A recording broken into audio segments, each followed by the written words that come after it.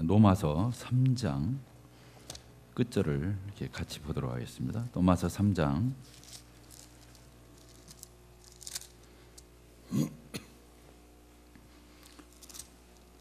31절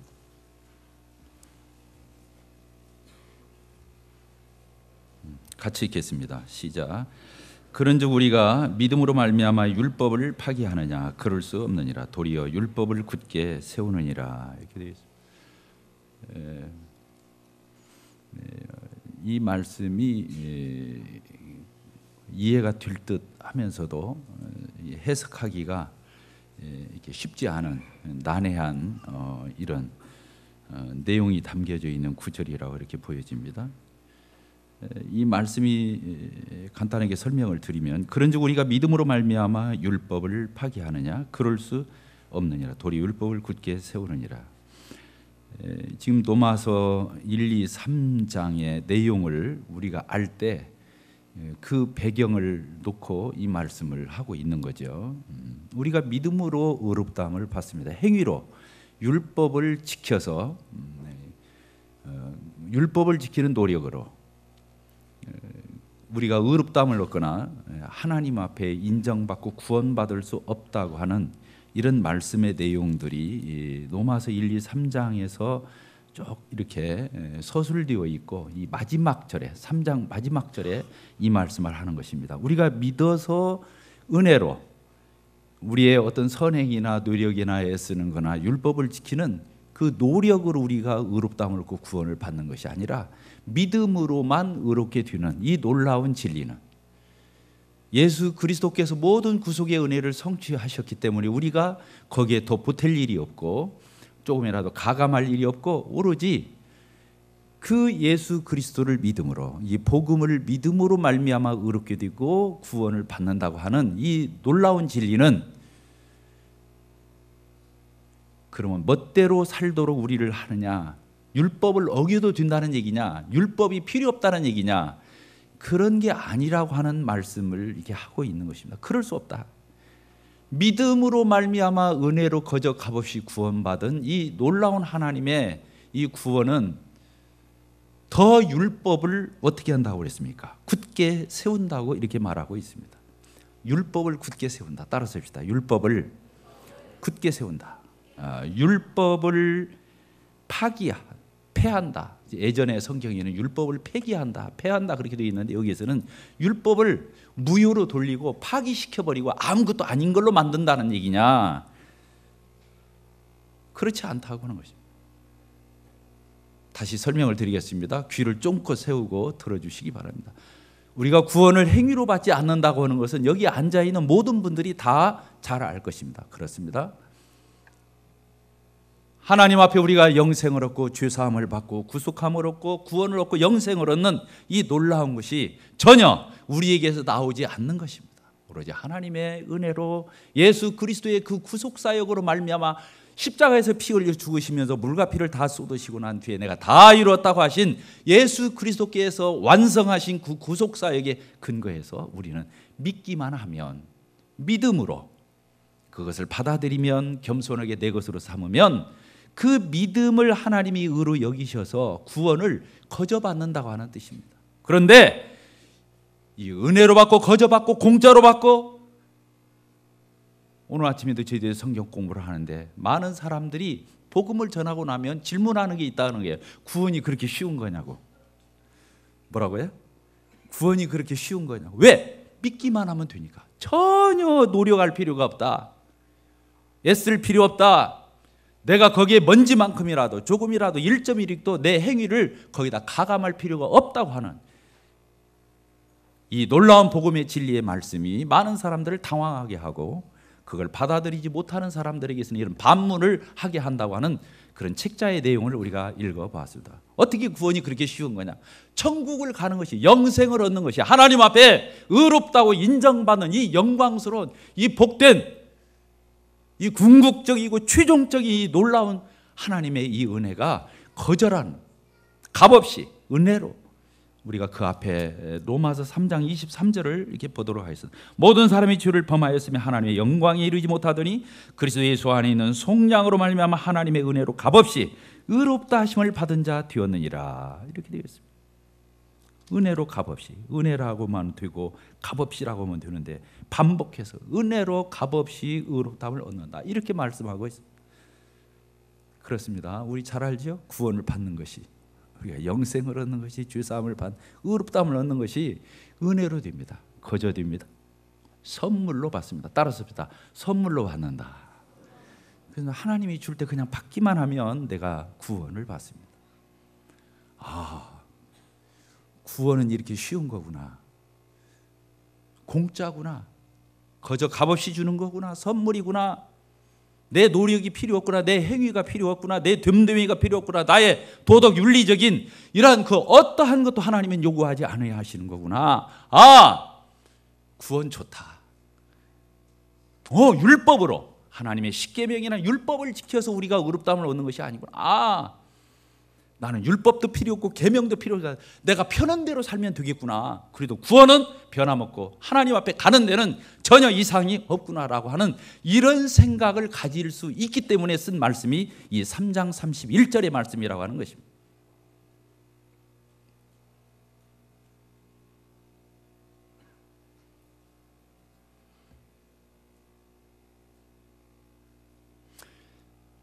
이 말씀은 학자들이, 성경 교사들이 표현하기를 두 종류의 사람을 염두에 두고 썼다고 합니다. 유대주의자들이 율법은 율법으로 구원받는 게 아니다, 율법을 지키는 그 애씀과 노력과 그 피튀기는 투쟁으로 말미암아서 내가 하나님 앞에 인정받는 게 아니라 율법으로는 전혀 구원에 기여하지 못한다고 했을 때 그러면 하나님이 구약시대 때 모세를 통해서 줬던 그 십계명이나 율법은 도대체 뭐냔 말이냐, 그거 아무것도 필요 없다는 말이냐, 무용지물이라는 얘기냐, 이런 질문을 하는 사람들이 있다고 하는 것입니다.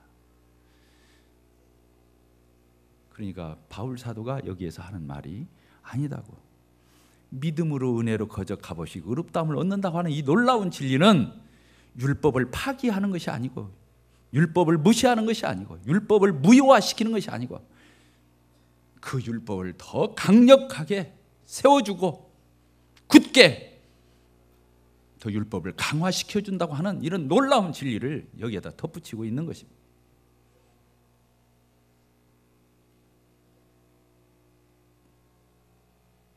또 구원받은 그리스도인들도 구원받았다고 하면서 자기 얻은 바 구원에 대해서 쉽게 생각하고 이제 나하고는 율법하고는 상관이 없어, 나는 이제 계명 안 지켜도 돼, 그 도구는 나하고는 무관한 거야, 그러면서 무율법적으로 율법 폐기론적으로 살 수 있는 성도들이 있을 수 있기에 이 말씀을 기록했다고 하는 것입니다. 두 종류의 사람을 염두에 두었다고는,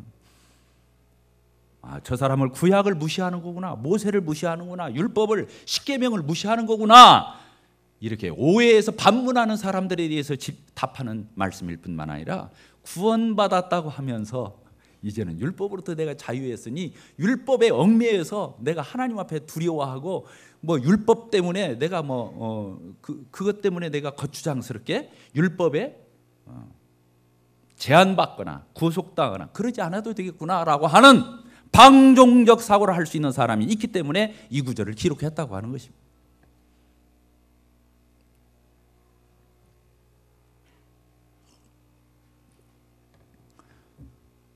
신학적으로 엄청난 주제입니다. 여기 보니까 그렇게 써 있습니다. 우리가 믿음으로 말미암아 은혜로 구원을 받는 것이 율법을 파기시키느냐? 그럴 수 없다. 우리가 믿음으로 의롭게 되는 이 놀라운 복음은 율법을 굳게 세워주는 거라고. 예수님도 그런 말씀을 하셨습니다. 제가 읽어드리겠습니다. 예수님께서 이런 말씀을 하신 적이 있습니다. 마태복음 5장 17절 18절을 보게 되면, 내가 율법이나 선지자를 폐하러 온 줄로 생각하지 말라. 폐하러 온 것이 아니라 완전하게 하려 함이니라. 진실로 너희에게 이르노니 천지가 없어지기 전에는 율법의 1점이라도 없어지지 아니하고 다 이루리라. 예수님이 내가 율법을 폐하러 온 게 아니라고, 이렇게 말씀하시고 뭐라고 말씀하셨습니까? 완전하게 하려고 왔다고 그러셨습니다. 이 말씀에 대해서 제가 좀 설명을 드리겠습니다.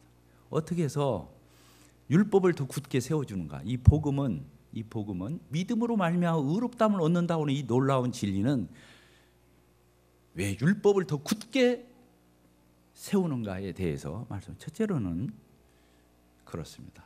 율법이 없었으면 우리는 구원받을 수 없기 때문에 그렇습니다. 율법이 있었기 때문에 우리가 구원받게 된 것입니다.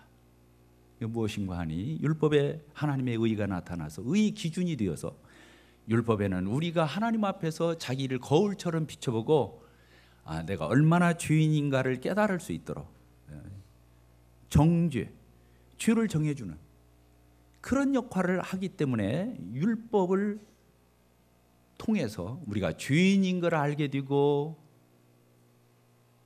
회개하게 되고 예수님을 필요로 하게 되었다고 하는 것입니다. 율법을 지켜서 구원받는 건 아니지만 율법이 없었다고 하면 내가 죄인인 것을 알지 못한다고 하는 거예요. 내가 구원받아야 할 위치에 있다고 하는 그런 것을 알지 못하기 때문에 율법을 주셨다고 하는 거예요. 율법이 있기 때문에, 내가 계명이 있기 때문에 내가 하나님 앞에서 율법을 지키기에는, 하나님의 십계명을 지키기에는 얼마나 무력하고 연약하고 힘이 없고 내가 그걸 얼마나 많이 어긴 자인지, 파울을 범한 자인지, 반칙한 자인지, 하나님의 율법에 대해 지킬 수 있는 능력도 어긴 것도 얼마나 많은 자인지를 율법을 통해서, 십계명을 통해서 깨닫기 때문에 나는 하나님의 죄사함의 은혜가 필요하고 구속의 은혜가 필요하다고 하는, 나는 이 죄의 용서가 필요하다고 하는 이런 놀라운 필요성을 느끼게 하는 그 역할을 이 율법이 하기 때문에 그렇습니다. 우리가 십계명을 보십시다. 십계명을 보게 되면 하라 하지 말라 이렇게 되어 있습니다. 그렇죠? 옳은 것은 하라, 옳지 않은 것은 하지 말아라. 안식일을 지키는 것은 너무 좋은 일이기 때문에 안식일을 거룩하게 지켜라 그랬습니다. 지키라 그랬습니다. 부모를 공경하고 효도하는 것이 중요하기 때문에 하라 그렇게 되어 있습니다. 살인하고 간음하고 거짓말하고 탐내고 도둑질하는 것은 나쁜 것이기 때문에 하지 말라 이렇게 되어 있습니다. 우상을 만들고 절하는 것은 안 되기 때문에 그것은 나쁜 것이니까 하나님은 하지 말아라고 하고 있습니다. 율법을 통해서, 율법에는 하나님의 의의 기준이 나타나, 옳고 그름의 기준이 나타나 있기 때문에 율법은 마치 거울이 되어서 내가 얼마나 하나님 앞에 헝클어져 있고 때가 묻어 있고 내가 얼마나 엉망진창인 자인지를 율법을 통해서 내 자신을 발견하게 되고 주인임을 드디어 인정하게 되고, 하나님 저를 살려주세요, 나를 용서해 주세요, 내가 수도 없이 어겼습니다, 지킬 수 있는 능력이 없습니다, 내가 율법을 지켜서 하나님 앞에 의롭다함을 얻을 수 있는 자가 아닙니다, 저는 죄인일 뿐입니다, 이렇게 손들고 나오도록 이 율법이 그런 역할을 했기 때문에 율법은 중요하고, 그 율법이 의도한 목적을 예수 그리스도를 믿음으로 말미암아 구원을 받는 데 큰 기여를 하기 때문에 복음은 율법을 굳게 세워주는 것이라고 해석할 수 있습니다. 이해가 되셨습니까? 끄떡거리 보세요. 이해가 되셨으면.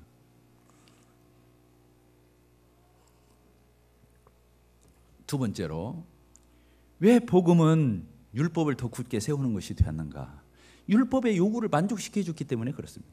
따라서 율법의 요구를 만족시켜 줬다. 율법은 우리를 의의 기준이 되어서 옳고 그름의 기준을 비춰주어서 우리가 옳은 걸 하지 않고 나쁜 것은 행동하게 함으로 그렇게 해서 율법을 범한 자신이 죄인인 것을 알게 해줄 뿐만 아니라 율법의 역할에 또 하나가 있어요. 뭐냐? 죄에는 반드시 대가가 있다고 하는 것입니다. 따라서 합시다. 죄에는 반드시 대가가 있다. 그렇습니다. 죄에는 형벌이 따르는 것입니다. 율법을 어기면, 하나님의 계명이나 율법을 어기면 거기에 대한 반드시 형벌이 있고 저주가 있다고 하는, 심판이 있다고 하는, 법에는 반드시 그것을 범했을 적에 그에 대한 대가가 지불되어야 한다고 하는 이런 엄연한, 율법은 정죄의 직분 또 하나는 형벌을 반드시 그 죄에 대한 대가를 받아내고야만, 그 값을 치러야만 된다고 하는 이런 놀라운 요구가 율법의 요구인 것입니다. 이 법이 어떤 법을 어긴 사람에게는 요구하는 거예요. 너 벌 받아야 돼. 너 심판받아야 돼. 너 형벌 받아야 돼. 너는 죄의 대가를 치러야 돼. 이렇게 율법은 또 요구하는 것입니다. 그런데 그 율법의 요구를, 율법의 그 죄를 범한 사람에게 선포하는 그 저주의 요구를 누가 감당해 주셨습니까? 예수 그리스도께서 십자가의 나무에 높이 달리셔서 그분이 율법의 저주를, 내가 어긴 십계명이나 율법을 어긴 그 모든 죄를, 그 반칙한 것들을 예수님이 다 세상 죄를 짊어지고 가셔서 그 율법의 저주를 친히 자기 몸에 당하셔서 온몸이 찢기고 상하고 피와 물을 다 쏟으시면서 예수님이 뭐라고 말씀하셨습니까? 내가 다 이루었다, 다 지불했다, 다 대속했다, 다 청산했다, 이렇게 하심으로 율법이 요구하는 바를 들어준 것입니다. 누가? 예수 그리스도가. 내가 치러야 할 죄의 대가를 예수님이 치러줬기 때문에 율법이 무효가 된 게 아니라 율법은 성취가 된 것입니다. 율법이 요구한 바를 예수님이 들어주어서 율법을 가라앉히고 하나님의 진노를 가라앉히고 그 대가를 지불하셔서 더 이상의 책임이 없도록 예수님이 그렇게 해 주신 것입니다. 그래서 믿음으로 예수 그리스도의 구속의 은혜에 기초해서 우리가 믿음으로 말미암아 의롭다함을 얻는다고 하는 이 놀라운 진리는 율법의 요구를 들어준 것이 되고 율법을 더 강화시켜준 것이 된다고 하는 말씀입니다.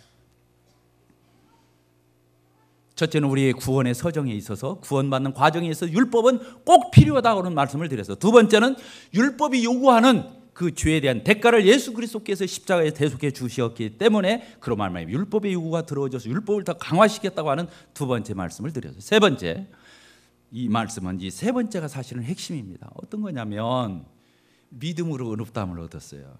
예수님의 구속의 은혜에 근거해서 내가 은혜로 거저 값없이 선물로 구원을 받아. 그러면 멋대로 사는 법은 절대로 없다는 거예요. 도리어 율법 수준보다도 더 놀랍게 업그레이드해서 지킨다고 하는 거예요.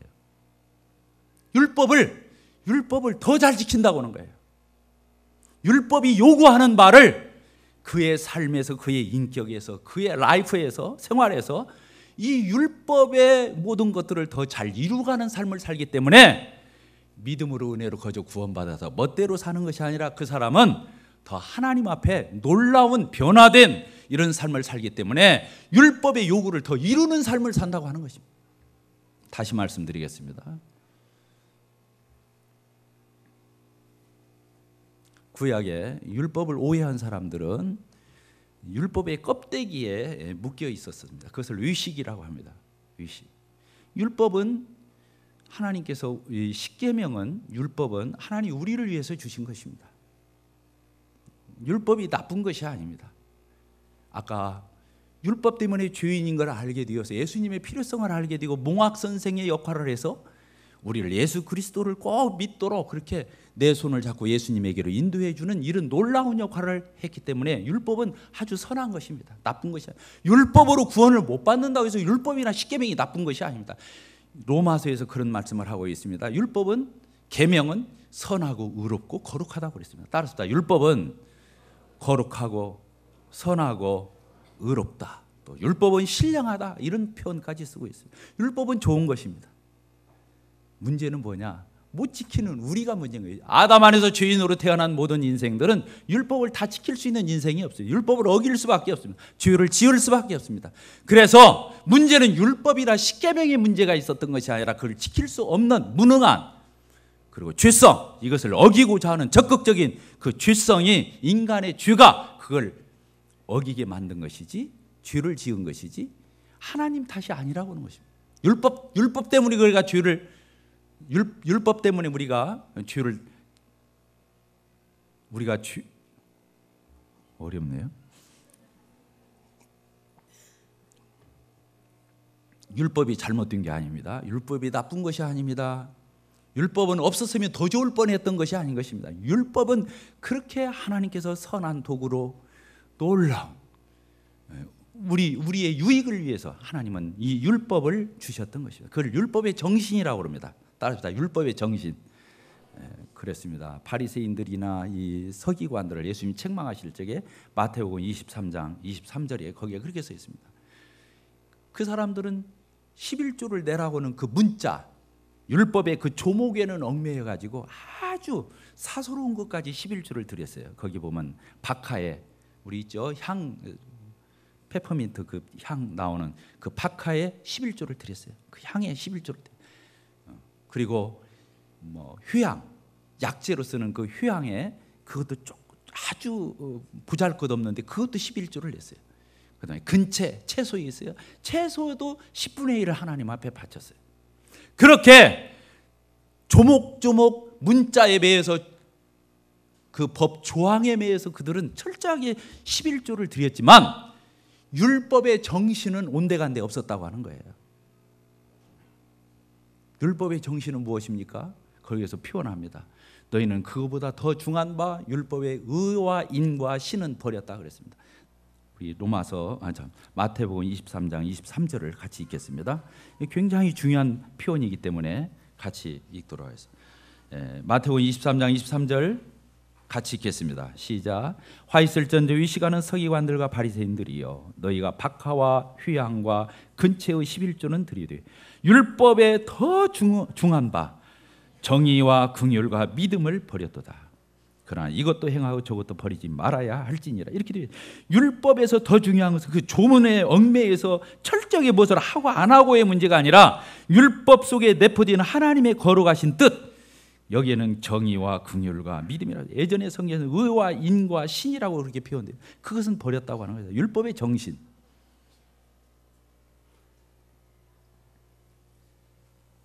하나님의 안식일도 하나님이 위해서 준 게 아니었어요.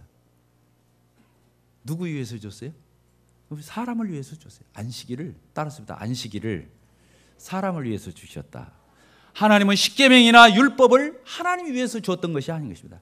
사람 잘 되라고 준 것이었습니다. 그런데 안식일 날 예수님이 무슨 일을 했어요? 병자를 고쳤어요. 병자를 고쳤어요. 그 오래 묵었던 병 가지고 고통스러웠던 사람들을 만나가지고 예수님이 병을 고쳤어요. 그러니까 그 사람들이 가만히 숨어서 지켜보다가 책 잡으려고 하다가 빌미를 잡으려고 하다가 뭐라고 표현했습니까? 안식일 날 일을 했다고. 어떤 일을 했어요? 예수님이 죽을 병 걸린 사람들을, 그 고통 가운데 있는 사람들의 병을 고쳐주셨어요. 그런데 뭐 됐다고? 안식일을 범했다고. 안식일을 범했다고 예수님을 책 잡는 거예요. 정말로 나쁘잖아요. 예수님이 다른 것도 사람 살리는 일을 했어요. 안식일을 누구를 위해서 줬다고요? 하나님 위해서 준 게 아니에요. 인생들 잘 되라고. 왜? 안식일을 6일 동안 열심히 일하고 하루 안 쉬면 다 죽으니까. 하나님은 우리 살려주려고 쉬라고. 그리고 하나님 앞에 와서 예배드리라고. 그날은 정신 좀 차리라고 주신 날이 안식일이에요. 그 하나님 위해서 준 게 아니에요. 사람은 오해한 거예요. 하나님 자기 욕심 채우려고 예배 받으려고 우리한테 안식일 줬구나 이렇게 생각하는 그거 아니에요. 하나님의 의도는 인간에게 쉼과 평안과 제정신 갖고 레크레이션하고 거기에서 쉼과 이 평안을 누리는 가운데 다시 회복해서 또 6일을 열심히 일하도록 하기 위해서 사람을 위해서 안식일을 줬던 건데, 하나님이 자기 욕심 채우기 위해서 준 것처럼 생각하는 게, 하나님 앞에 안식일을 안 지키면 하나님 우리한테 벌 준다고 생각하는 거예요. 하나님은 우리에게 생명을 보존하기 위해서 주신 건데, 예수님이 다른 건 거 아니에요. 사람 위해서 줬던 안식일을 사람 살리는데 그날을 썼어요. 그 시간을.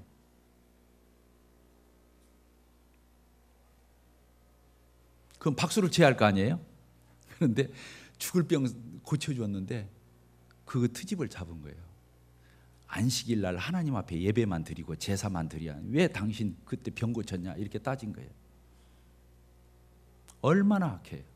오늘날 구원받은 그리스도인들, 침례받고 구원받은 형제 자매들 가운데서도 하나님의 말씀에 조문의 얽매에서 사람 살리는 일에 대해서 등한시할 수 있고, 마치 하나님이 유한 척하면서 사람을 해치고 교회를 해치는 일을 얼마든지 할 수 있다고 하는 것입니다. 경건을 위장해서. 교조적으로 배웠기 때문에 그렇습니다. 하나님을 인격적으로 그분의 사랑을, 그분이 품고 계신 그 많은 것들을 몸으로 체득하지 아니하고 이론적으로, 사상적으로, 교리적으로 법 조문에 얽매여서 성경을 해석해 왔기 때문에 그런 해석까지도 지금도 얼마든지 할 수 있다고 하는 것입니다.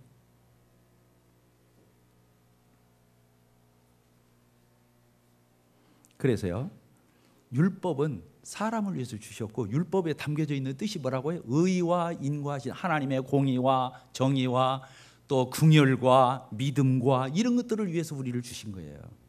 율법을 그래서 주신 거예요.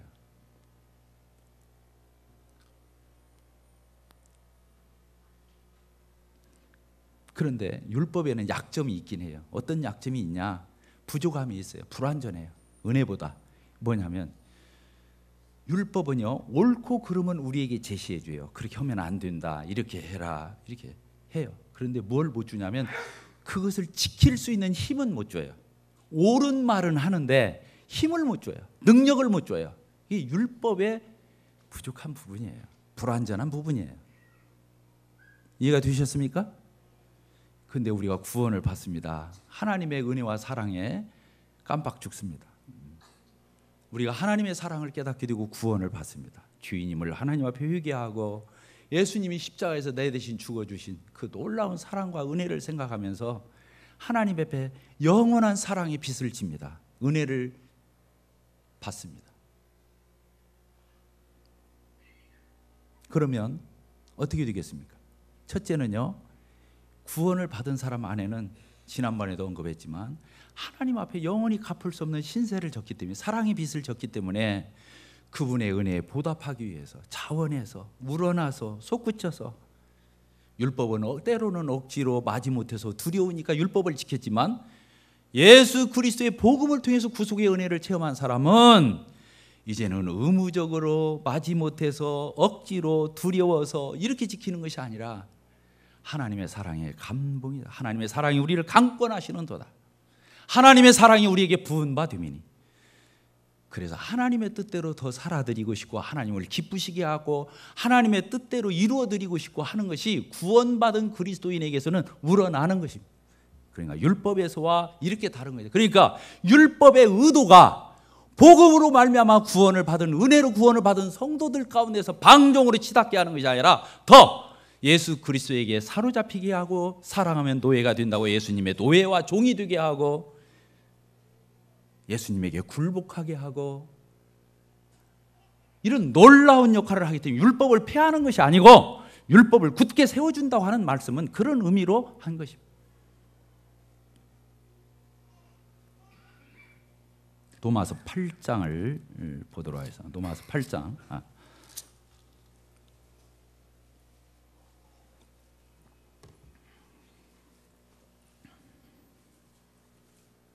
3, 4, 5절을 제가 읽겠습니다.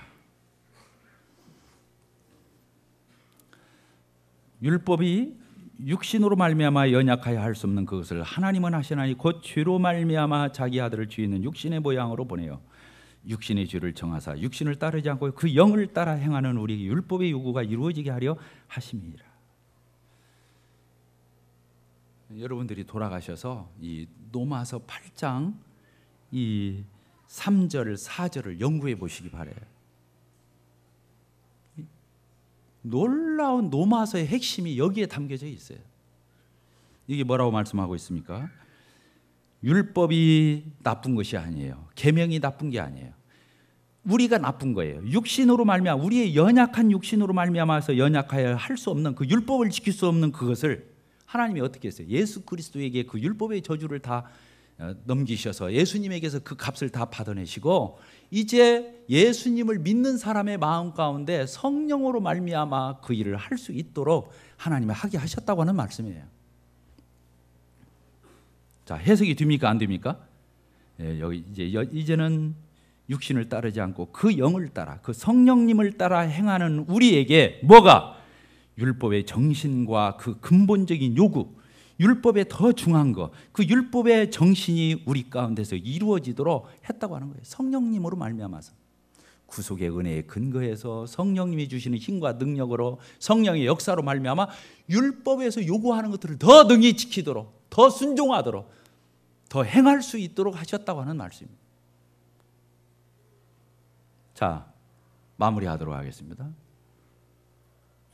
우리가 구원받았다고 하면서 율법을 무시하고 십계명을 무시하고 더 방종하고 더 편하게 뒤집고 멋대로 살아도 된다고 하는 율법 폐기론적이고 반율법적인 그런 경향이 우리 가운데 없게 되기를 바랍니다.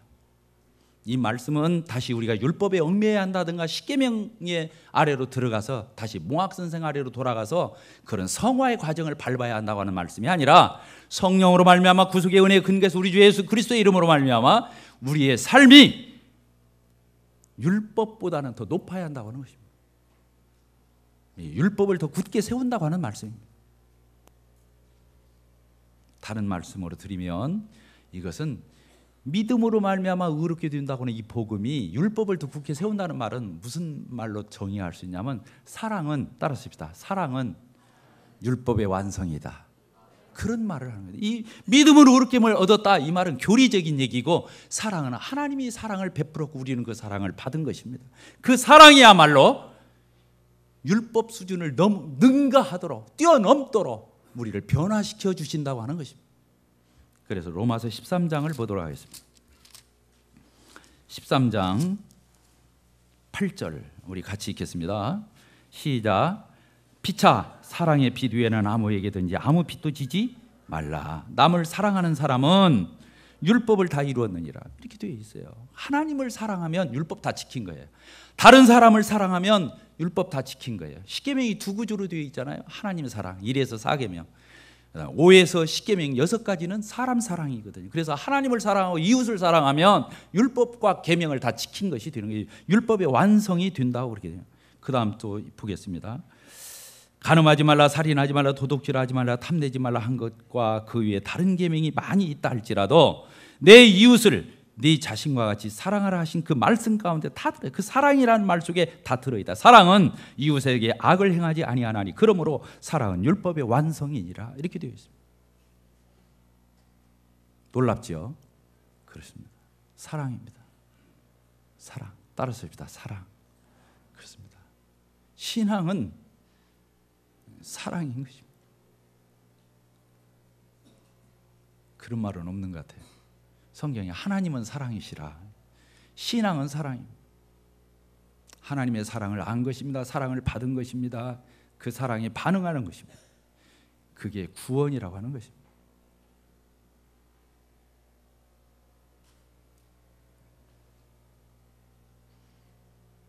이스라엘 백성들이 율법 갖고 그 버릇이 다 고쳐졌어요? 안 고쳐졌어요?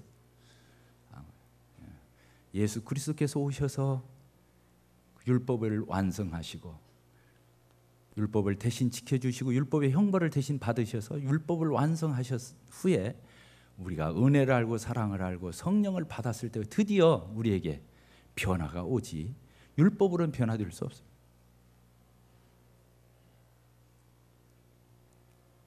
우리가 자녀들의 잔소리 합니까 안 합니까? 옳고 그런 얘기 해요 안 해요? 이러면 안 된다 이래라. 버릇 고쳐져요 안 고쳐져요? 안 고쳐져요.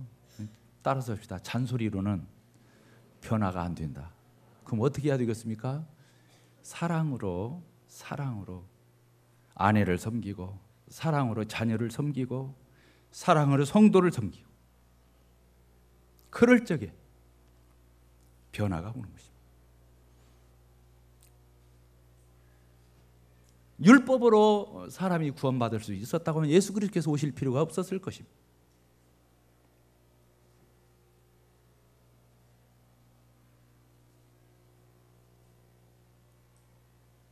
요새 저 애쓰고 있어요.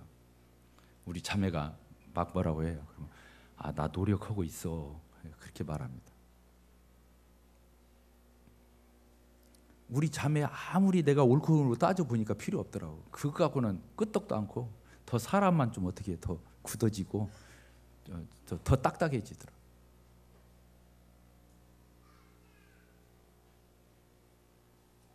우리 늦둥이 딸도요. 이제 시집장가들 가고 늦둥이 하나 남았는데 아무리 말을 해야 그것 갖고는 안 되더라고. 그래서 제가 손 좀 잡고 야 찬송아 소통 좀 하자.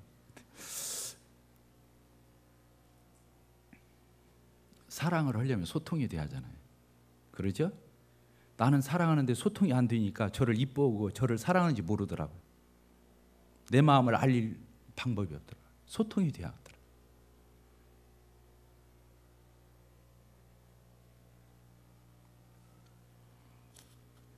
복음으로 율법을 이기는, 율법을 능가하는, 믿음으로 율법을 더 굳게 하는, 세우는 그러한 저희들의 삶이 되기를 바랍니다.